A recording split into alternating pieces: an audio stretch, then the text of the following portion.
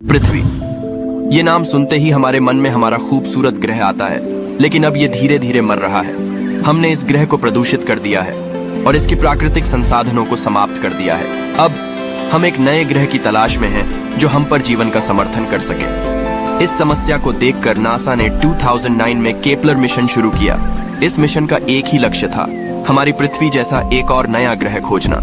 इस मिशन के शुरू होने के बस 2 महीने में हमें एक नया पृथ्वी जैसा ग्रह मिल गया।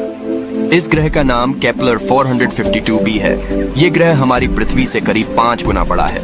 ये ग्रह हमारी पृथ्वी से करीब 1400 प्रकाश वर्ष की दूरी पर स्थित है।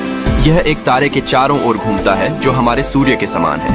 केपलर 452b पर पानी और जीवन के लिए अन्य आवश्यक तत्व हो सकते हैं। केपलर 452b का वातावरण और तापमान भी पृथ्वी की तरह ही है, ना ही ज्यादा ठंडा और ना ही ज्यादा गर्म। जैसे हमारी पृथ्वी सूर्य का एक चक्कर पूरा करने में 365 दिन लगाती है, वैसे ही केपलर 452b पर सूर्य का एक चक्कर पूरा करने में 385 दिन लगते हैं। और ये हमारा सूर्य है और ये केपलर 452b का सूर्य है। दोनों एक ही जैसे दिखते हैं। यह ग्रह हमारे सूरज से 1.5 बिलियन साल बड़ा है और 20% ज्यादा चमकीला है।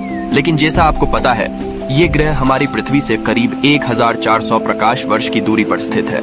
अगर हमें यहाँ पर जाना है तो हमें लाइट की स्पीड से भी तेज गति से यात्रा करनी होगी, क्योंकि लाइट को भी वहां पर पहुंचने में 170 मिलियन साल लग जाएगी, जो बहुत ही ज्यादा है। फिर भी पृथ्वी की ही तरह दिखने वाले यह नए ग्रह की खोज वैज्ञानिकों को मिली एक महत्वपूर्ण सफलता है। ऐसा लगता है कि केपलर 452b जैसी और खोज होना बाकी है।